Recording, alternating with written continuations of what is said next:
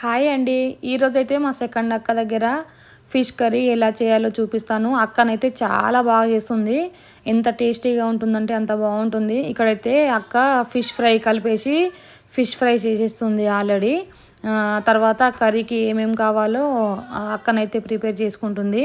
So ఈ curry అనేది ఎలా చేస్తారు ఏంటి అనేది ఫుల్ వీడియో చూడండి, చివరి వరకు అయితే చూడండి. ఎవరైనా కొత్తగా నా ఛానల్ చూస్తున్నట్లయితే ప్లీజ్ లైక్ చేయండి, షేర్ చేయండి. మరిన్ని వీడియోస్కి అయితే నా ఛానల్ని సబ్స్క్రైబ్ చేయండి. ఇప్పుడైతే ఫిష్ కర్రీ ఎలా తయారు చేయాలో చూసేయండి.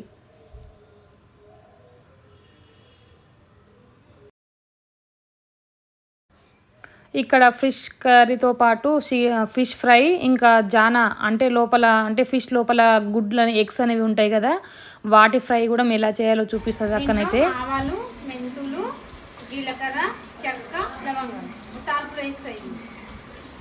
మళ్ళీ బండ పువ్వు, ఎండుమిర్చి.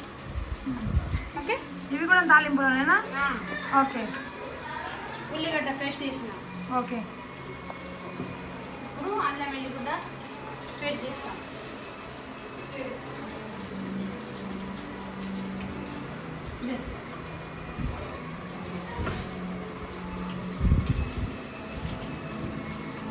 ఏమేమి వేసినా? పసుపు, కారం, ధనియా పొడి, సాల్ట్. సాల్టా? అది కలుపుకుంటా. ఇది అయిపోయినాయి. ఓకే. ఫిష్ ఫ్రై అయిపోయిందా? ఇది అయిపోయింది. ఓకే. బా చూస్తేనే నోరు ఉంటుంది కదా. అమ్మకు బాగా ఇష్టం కదా అక్క ఫిష్ ఫ్రై.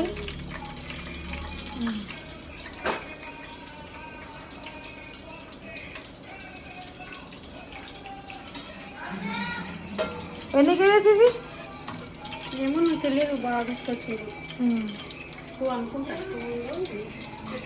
దీన్ని ఏమంటారు? అది కాదనా? ఇది ఏమంటారు? ఫిష్ లో గుడ్లు కదా, ఏమంటారు దీన్ని?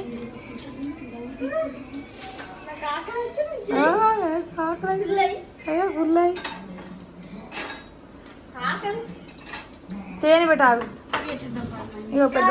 ఇగో పెద్దమ్మ ఫ్రై చేస్తుందా చూడు. ఇంకాక అమ్మమ్మకి చాలా ఇష్టం రా ఇవి.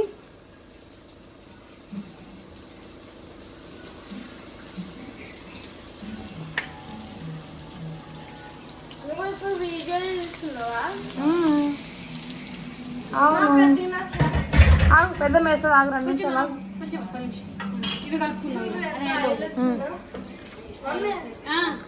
అలా అల్లం పేస్ట్ చేయొద్దా? అది దాని లాస్ట్ వేసి తలుపులు వేస్తాం. తాలింపులా?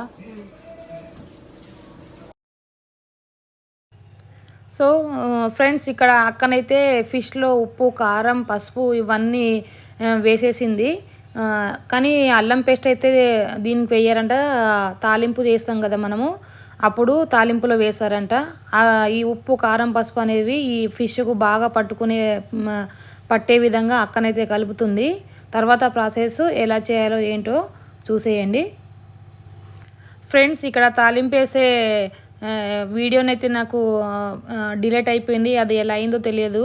అక్కనైతే ప్రజెంట్ ఫిష్ అయితే తాలింపు వేసేసింది. ఫస్ట్ ఒక గిన్నెలో ఆయిల్ వేసేసి తర్వాత ఆవాలు, జీలకర్ర, ఎండుమిర్చి, బండ పువ్వు ఇవన్నీ వేసి ఫిష్ ముందుగా కలుపుకున్న ఈ ఫిష్ అయితే వేసేసింది అక్క. ఆ వీడియోనైతే స్కిట్ అయిందండి. తర్వాత ఇంకో సైడు జాననైతే ప్రిపేర్ చేస్తుంది అక్క. తాలింపు వేసుకొని అందులో పచ్చిమిర్చి, ఉల్లిగడ్డ కట్ చేసి అందులోనే అల్లం వెల్లుల్లి పేస్ట్ కూడా వేసింది. దీన్ని వెంటనే కలపకూడదండి, అలా జస్ట్ పైన ఇలా కలుపుతూ ఒక 10 నిమిషాల పాటు ఉడకబెట్టుకోవాలి. వన్ సైడ్ అయితే ఫిష్ కర్రీ ప్రిపేర్ చేస్తుంది అక్క, ఇంకో సైడు జానా ప్రిపేర్ చేస్తుంది. ఫిష్ని డైరెక్ట్గా కలపడం వల్ల ఆ ముక్కలు, ఆ పీసెస్ అనేవి విరిగిపోతాయి. కాబట్టి ఇలా ఏదైనా క్లాత్ పట్టుకొని ఫిష్ను ఇలా కిందికి పైకి ఇలా చేస్తూ కలుపుకోవాలి, అంతేగాని గరిటెతోని కలుపుకోవద్దు.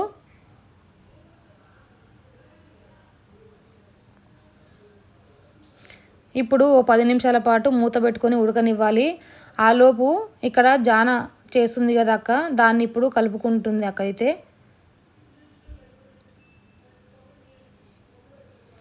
జాన కూడా చాలా బాగుంటుందండి టేస్ట్ అయితే. ఎవరైనా తినని వాళ్ళైతే ఒకసారి ట్రై చేయండి. సేమ్ ఎగ్ లాగా టేస్ట్ వస్తుంది. చాలా చాలా బాగుంటుంది టేస్ట్ అయితే. సాల్ట్ ఇప్పుడు అందులో సాల్ట్ వేసుకుంటుంది అక్క.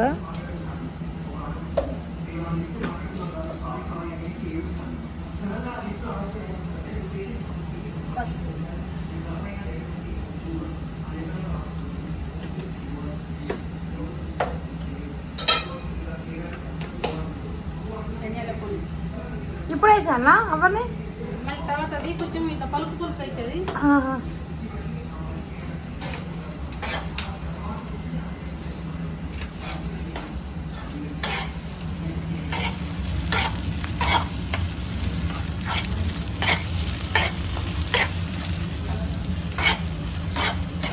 బాగా కలపాలా. ఈలోగా ఫిష్ ఉడుతుంది బాగా.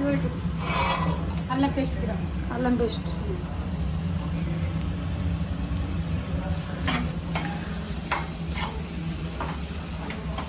పిల్లలైతే ఒక్కొక్కసారి కారం వేస్తే ఒక్కొక్కసారి వేయండి.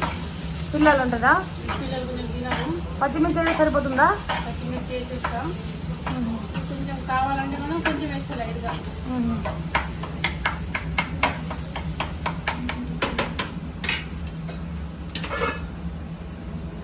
దీని పరిస్థితి ఎలా వచ్చింది? దీని పరిస్థితి ఎక్కడి వరకు వచ్చింది?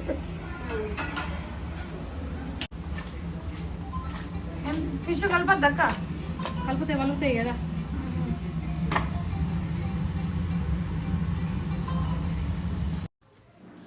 ఇక్కడైతే జానా ఆల్మోస్ట్ రెడీ అయిపోయింది. ఫైనల్గా కొద్దిగా కొత్తిమీర వేసుకొని సాల్ట్ కారం సరిపోయిందా లేదా ఒకసారి చెక్ చేసుకొని, సరిపోకపోతే కొద్దిగా మీ టేస్ట్కు తగ్గట్టు సాల్ట్ వేసుకోండి.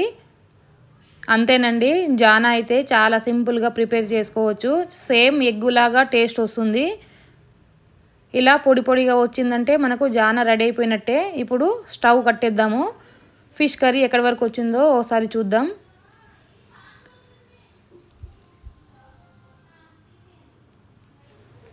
ఇప్పుడు ఇందులో చింతపండు రసం పోసుకోవాలి. చింతపండు రసం పోసుకున్న తర్వాత ఉప్పు కారం సరిపోయిందో లేదో ఓసారి చెక్ చేసుకోండి. సరిపోకపోతే మీ టేస్ట్కు తగ్గట్టు కొద్దిగా వేసుకోండి. తర్వాత మూత పెట్టి ఒక 10 నిమిషాల పాటు ఉడికించుకోవాలి. అంతేనండి, ఫిష్ కర్రీ రెడీ అయిపోతుంది. ఈ వీడియో అనేది మీకు ఎలా అనిపించిందో కామెంట్ చేయండి, లైక్ చేయండి. మరిన్ని వీడియోస్ కోసం నా ఛానల్ని అయితే సబ్స్క్రైబ్ చేసుకోండి.